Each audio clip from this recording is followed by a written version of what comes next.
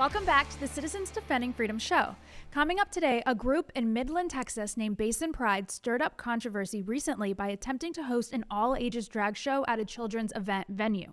We will cover that story and more ahead on today's show, but first head to our website citizensdefendingfreedom.com and hit the subscribe button for exclusive updates.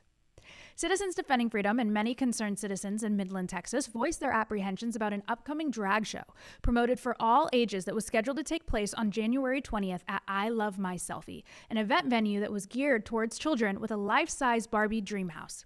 This event was known as the Pink Party, was organized by Basin Pride.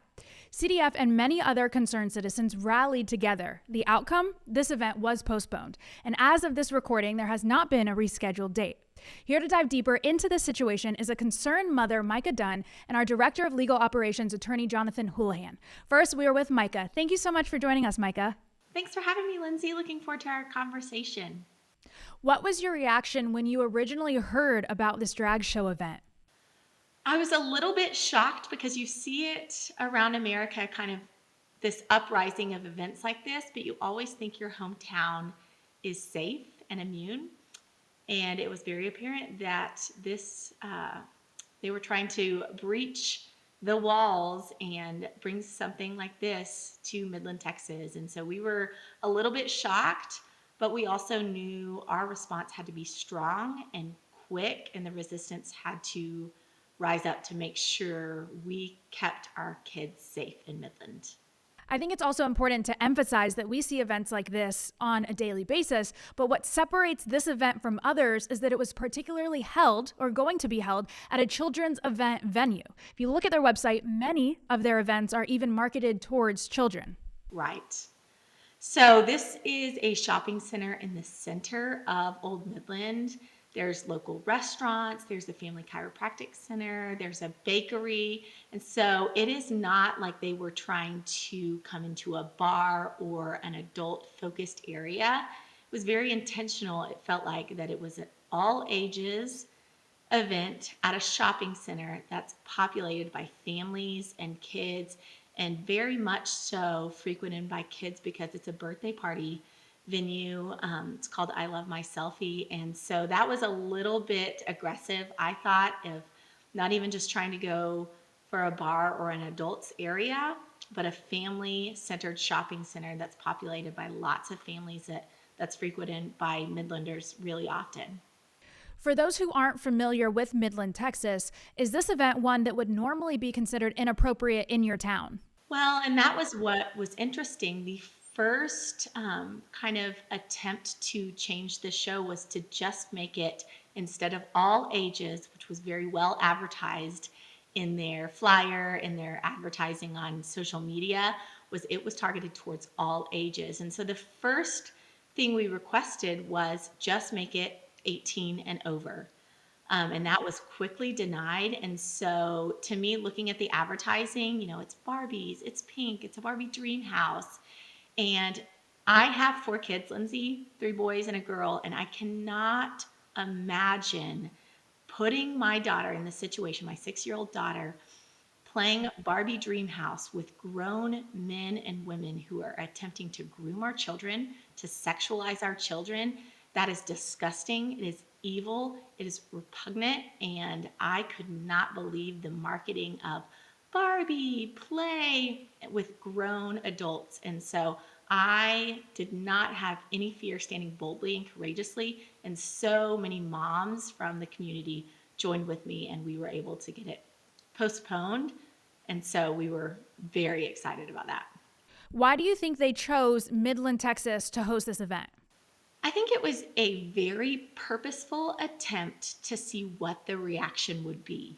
Is there enough strong, courageous people to stand up boldly, kindly, graciously, peacefully, not violently, but to let this community know we will not stand for you trying to groom our children. We will protect them at all costs. And Lindsay, this is not a political issue. This is an issue about protecting kids from being sexualized. And so I think that's a big miscommunication, that it turns into something that ends up political.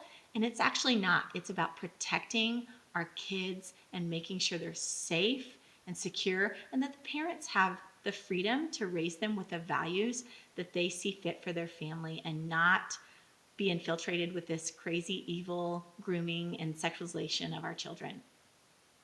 What are your fellow moms saying about this event? Everyone I talked to was in agreement that we cannot allow events like this to perpetrate in Midland. So it is an attempt that these groomers, I think they're after pedophilia, and I think they're harming our children. And so this isn't an 18 plus, this isn't for adults, this is absolutely targeted at young children. And so I think it is evil, and I think this is a soft opening to try to groom them, to rob them of their innocence, and think that stuff like this is okay to be exposed to. And we're not okay with it. And the mama bears truly rose up, which made me so proud to be a part of our community. We are known in Midland. We are a community that's strong. We love our neighbors well. We care for our neighbors and our community well. We are known for conservative traditional values. And so I think the results and the consequences, you see that we are not going to stand for this. We are going to stand boldly and courageously in the face of evil, especially towards our kids. The organizers claimed that they postponed the event due to safety concerns. Did you hear of anyone who threatened violence? No, I think that is a narrative that they try to spread, that they are being, dealt with violently, that, the people against them are bigots and they're hateful and they feel unsafe, and that could not be further from the truth. The protests were, one, to make sure our kids were protected and that underage, under 18 kids were not welcomed into a sexualized environment. And two, family and community leaders were going to pray to keep Midland safe, to keep our kids safe, and to make sure our values were heard loudly. And we were going together and we were going to pray. We were going to make sure we stood firmly that our kids will be protected. And so there was no violence, there was no safety issue. So that's a narrative you'll hear often, that we felt unsafe. This is not a safe place. Well, we are caring about our kids' safety. And so you trying to sexualize them creates a very harmful environment to our values and our families and our kids. And we will not stand. We will stand boldly and courageously against anything like this. What are the mama bears prepared to do if this event gets rescheduled? I think we'll go about it the same way. Really, we tried to build a coalition to let people know what's going on, because unfortunately there are just a few people paying attention, and most people just are fairly comfortable with their lives. They don't want to deal with things that are hard, and this is something that's hard, that's uncomfortable to deal with. And so I think for one, we have to raise awareness to go, this is contrary to our values here in Midland, and we do not stand for this.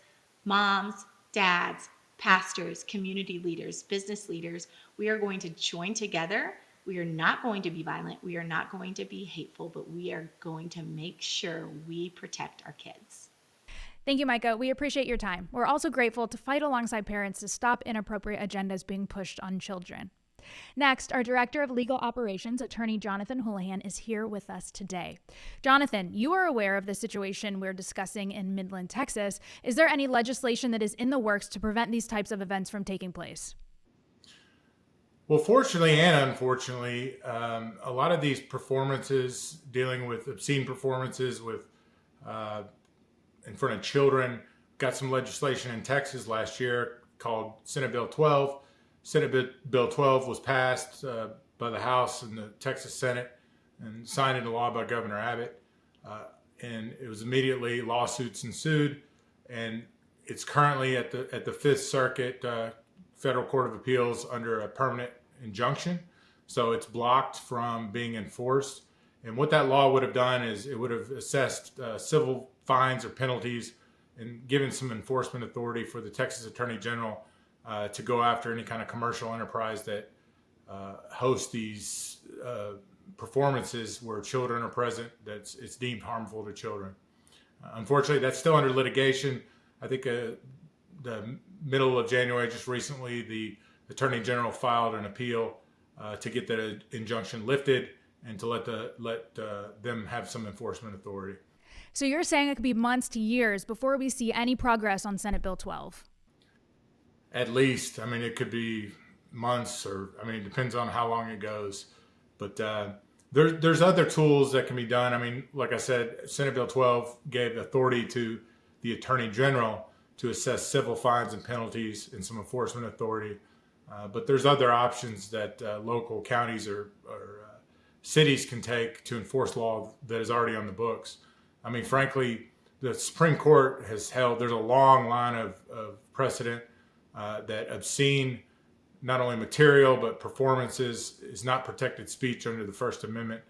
It's just not a protected category of speech. I mean, that's why there are age ratings on certain things.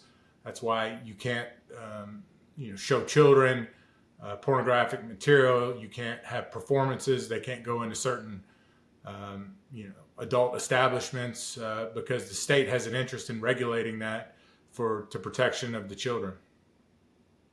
Is there anything that local officials can do? Yeah, like I said, the basis for a lot of these obscenity statutes in every state in the union, especially if it's deemed harmful to minors, there's penalties on the books. There's penal code, criminal code already on the books. So performances is one of those performances that are harmful to children is one of the portions in the criminal code. Unfortunately, there's also, there's some exceptions built into that, and whether they consider it artistic or some kind of other value, artistic value, they'll usually say, well, if we associate and we are dancing as, erotica dancing, although it's not harmful to children, it's just an art form. So that's what they'll say. That's the excuse they use. And sometimes that may invoke a First Amendment right. But really what they need to do is enforce obscenity statutes that are already on the books.